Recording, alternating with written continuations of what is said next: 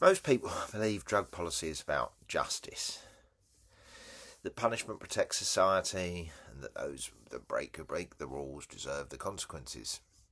But if we look closely, enforcement has never been equal. Some people are protected, others are targeted. This video shows how drug policy has functioned less as justice and more as selective control, and what it would mean to repair that. So if justice has been uneven from the start, what would real accountability look like? And of course, later chapters, whole chapters in the book will be about this. This is just a glimpse at the moment. So drugs and addiction, an anarchist perspective, Dickie Dredd. This is part 39. And it's chapter 4 of the War on Drugs. It's the last part in this section. In this chapter, sorry. So, section 40, Restorative Justice. Restorative justice begins with truth-telling. It asks who was harmed, how and why, not just at the individual level, but historically. The first truth is that prohibition has always been selective. Wealthy users have rarely faced punishment. The poor have borne its full weight. Black, indigenous, working class communities were targeted to protect others from their affliction. Any meaningful transition must, therefore, include apology and repair. Decriminalisation alone is not enough. Without narrative correction, injustice repeats itself. Several countries have begun this reckoning. In Canada, impungement of cannabis convictions accompanies new regulation frameworks. In South Africa, activists link decolonisation to the right to plant and trade natural substances.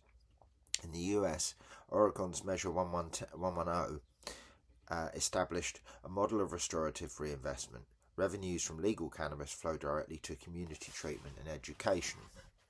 These are partial gestures, but they mark a shift from punishment to accountability. In an anarchist framework, restorative justice extends beyond state reform, becomes a mode of relationship. Communities damaged by criminalisation must lead their own repair, using the same mutual aid logic that sustained them through repression. Healing begins when the oppressed reclaim the vocabulary of care. This process mirrors the raver scene that emerged after the Battle of the Beanfield, the slow rebuilding of trust through shared labour, not policy decree. Decades of propaganda have left deep psychological residue. Re-education must, therefore, address not only institutions but imagination. The public was taught to fear its own chemistry, to equate altered states with moral decay. Undoing that fear requires cultural pedagogy as much as legal reform. Museums, schools and media must acknowledge the state's role in manufacturing addiction and demonising pleasure. Films such as The House I Live have begun that work, yet history textbooks still treat prohibition as progress. The re-education required is civilisational, a reappraisal of pleasure, pain and consequences as aspects of human ecology, not threats to it. At the heart of this lies a philosophical question long deferred.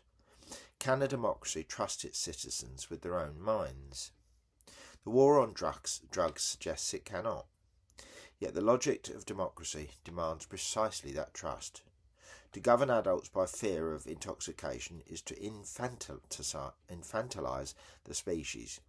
The question then is not whether people can handle freedom, but whether institutions can handle honesty.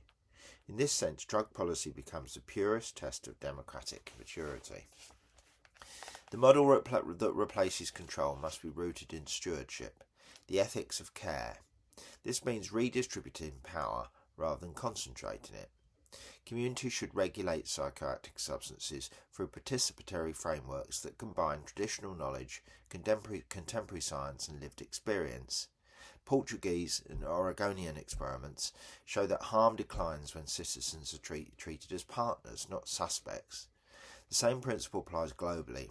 Respect for autonomy produces responsibility, not chaos. The economics of post-prohibition must follow the same logic. Instead of channeling billions into enforcement, states should invest in cooperative production, education and public health. Cannabis co-ops, psilocybin research collectives and community apothecaries already exist as prototypes. these structures transform drugs from contraband into commons, shared tools for healing and exploration. As Bewley Taylor notes, the greatest barrier is not evidence but inertia. The data for reform are clear, but the habit of control is hard to quit.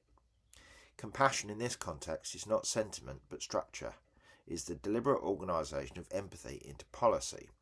Compassionate state listens before legislating, measures success by well-being, not obedience, and accepts that suffering cannot be eradicated through fear. Such a politics demands courage to admit that the war on drugs was a war on people. For those who lived through its front lines, the addicts, the travellers, the prisoners, the bereaved, me. Compassion means recognition, means the right to be understood not as pathology but as evidence of collective failure and endurance. When communities design their own healing, they move from being objects of pity to subjects of power. That transformation, more than any legal reform, marks the real end of prohibition. The next chapter turns to the machinery that sustains denial, the industrial production of truth. Science, stripped of humility, became prohibition's final sanctuary, a system that claimed objectivity while serving authority. The study of drugs has too often been the study of control itself. Chapter 5 explores how data, measurement and scale became the new temples of faith, and how liberation must now include a science of empathy. For now, we can close this chapter with a simple inversion of the old slogan, not just say no, but just listen. The future of drug policy, perhaps of democracy itself, depends on the rediscovery of that small and radical act. So the issue was never simply drugs or crime. It was the way justice itself was applied, unevenly, selectively, and without repair. And if justice becomes a system that repeats harm rather than resolves it, then the problem isn't behaviour, it's structure. So what would it mean to build a system that listens before it punishes? In the next chapter we move deeper, not into law, but into knowledge itself, how science, data and evidence became part of the same system of control, and what it would mean to build a science that understands rather than governs. So next up we move to chapter 5, Science, Scale and Lies. Then we'll start off with section 41, the myth of objectivity, science as the last church.